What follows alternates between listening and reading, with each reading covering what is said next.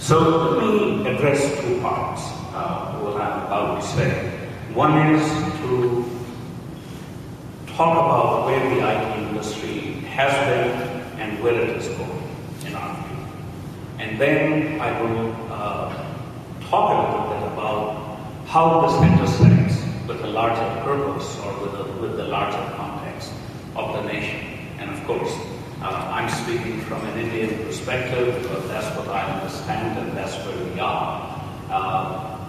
But some of the problems and issues that we are dealing with are not unique to India. They are, just representative of an emerging world where there's a redistribution of economic growth, there's a redistribution of population, and along with that will be changes in the equilibrium. I don't think it's going to go from one end to the other. It's just a continuing rebalancing that is going on. But I think it's going to be very significant for us. To look back at the emergence of the Indian IT industry, it was really built on the foundation of a high-quality application development environment and coupled with reasonably strong English language capabilities. I'm not a fan of colonialism and generally do not celebrate what colonialism did to us, but in this regard I certainly acknowledge that we got something quite valuable, which is the English language. It is serving us well. And the other thing is the promise of almost endless supply of college-educated or higher education experience graduates, and which seems certainly endless, but I think that has been one of the major driving force. And particularly at a time when the domestic market, through our experiment with socialism, went through a very, very protected environment. And the IT industry actually opened it up. Now, what happened was that the IT industry was so nascent, it was so new, that the control-oriented system, it wasn't even on their radar. So it just happened and it didn't catch anybody's attention, and that was actually very good. Because otherwise, the mentality at that time of everything must be top-down control could have had very disastrous consequences for it. Actually, what it was built on was entrepreneurialism.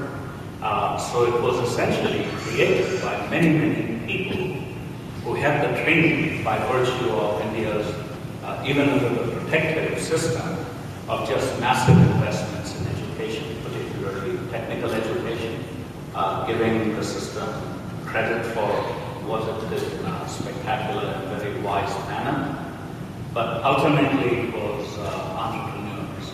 So if you look at now companies like Infosys, I mean, certainly a national icon, and pride of India, they another company like them. People who started them actually were doing contract work in the US, but they had a vision. They had their cultural grounding, which gave them confidence, and they certainly had very good education, so they were able to build on that. The role, and today, it has gone from a few $100 million in the mid-90s to, in 2009, it was $50 billion. NASSCOM did a projection in 1999 saying, in 10 years, what would this industry be? From, at that time, 99, I think it was about $4 billion. And it came out with a projection that in 10 years, therefore by 2009, this industry has the potential to be $50 billion. And that was considered so audacious that either people didn't take it seriously or they laughed at it. And yet in 2009, we were pretty much on the dot at $50 billion. Today we are 60 some. I would suggest 3 questions to everyone of you, for you to find out for yourself if a company is driving the digital world. The first question is, does it have board representation in terms of a person driving sustainable strategy? If the answer is yes, then you have an enlightened company. And if the answer is no, that company needs to wake up. The second key point is this company yet delivering what we used to know as financial reports, or is it now delivering sustainability reports? Because the new fundamental is for companies to drive sustainability reports. Accenture recently conducted in 2010 a CEO survey on sustainability, and they found that 80% of the world's top 1,000 company CEOs today are migrating to sustainability reports as opposed to annual reports. Second measure, and the third and final measure is the company's board and CEO fully immersed and understanding the new concept of triple bottom line, and is it giving leadership to the rest of the company? And you will be able to find out very quickly, ladies and gentlemen, if there is a company committed to sustainability or not.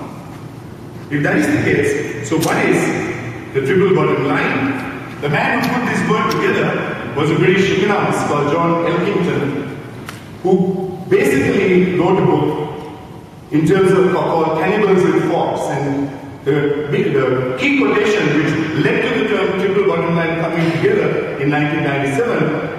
And he said to reach sustainability, one must not only achieve economic bottom line performance, but environmental and social performance as well. And that, ladies and gentlemen, is the triple bottom line.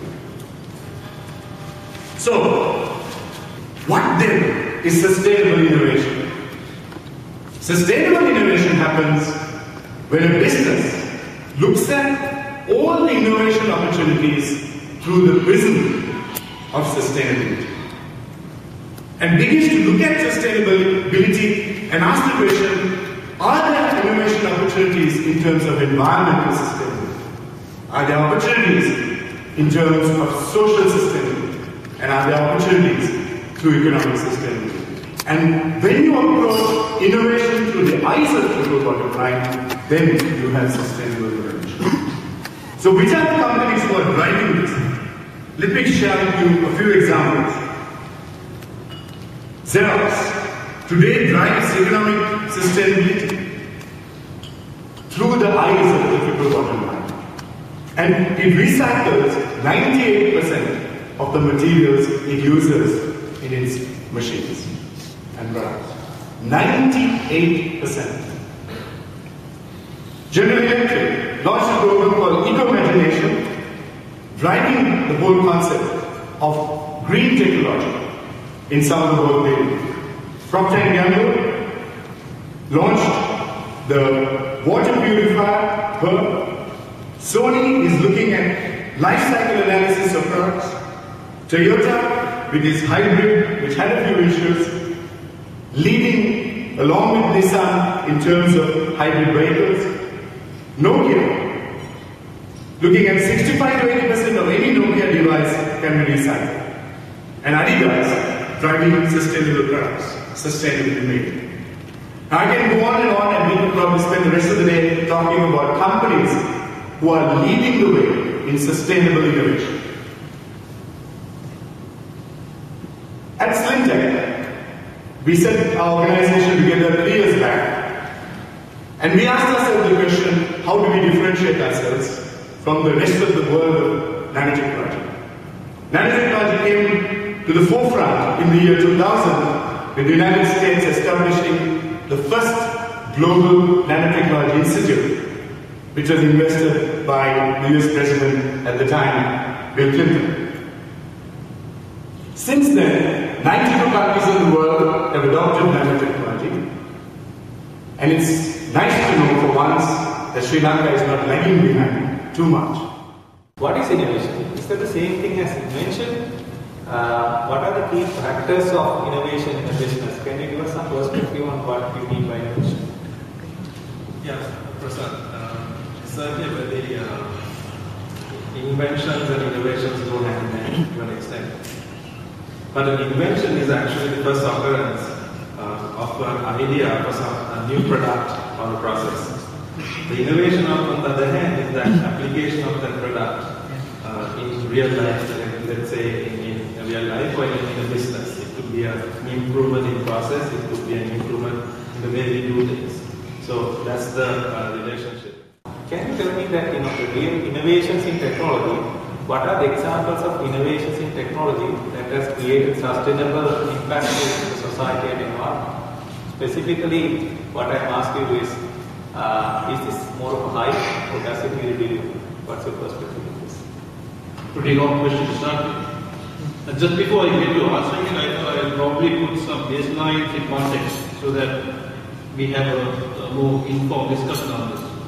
I think this is a result of the debate in terms of what the world would be in 2050. We are talking about a population growth going from 6.8 million to 9.3, and the GDP growth from 61 trillion to 130 trillion. And Sri Lanka standing right now at about an average of $2,500 would be about 100 million GDP.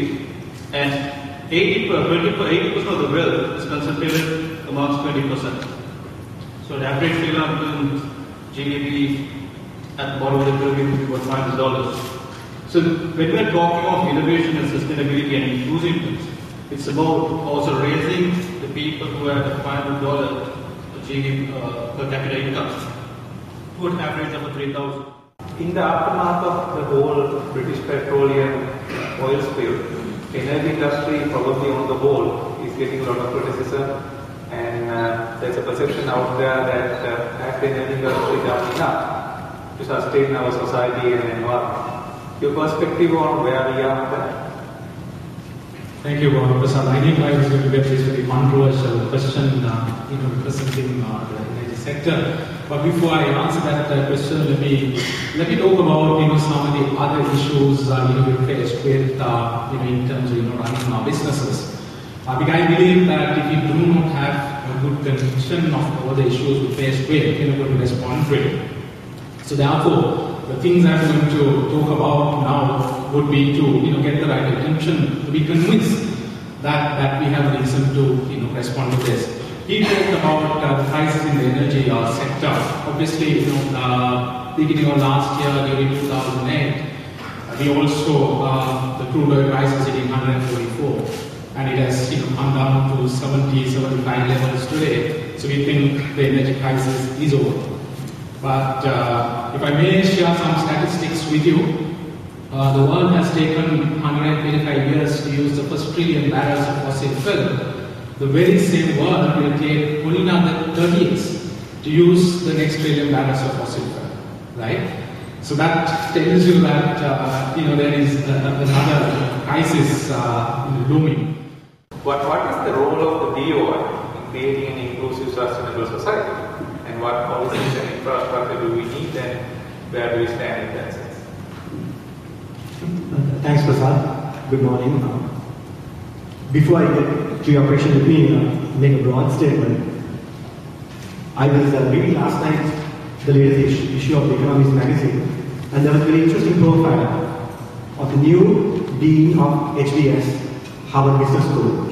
Now, this is the first time a non-North American-born individual has been appointed as the head of HBS.